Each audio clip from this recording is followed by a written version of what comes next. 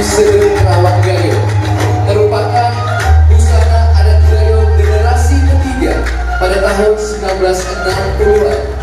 Busana ini dominan berwarna merah muda atau warna kusuma yang kaya akan motif dan makna filosofinya, antara lain amon beriring, amon berangkat, sarakopan, pucuk rebuk, dan putar tali.